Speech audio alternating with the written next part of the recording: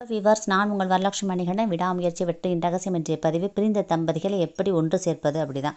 இப்போ நிறைய இடத்துல பாருங்களேன், சின்ன விஷயமா தான் இருக்கும், சண்டையாக இருக்கும், ஆனால் டைவர்ஸ் வரைக்கும் போயிடுவாங்க. சின்ன மனசாபம்.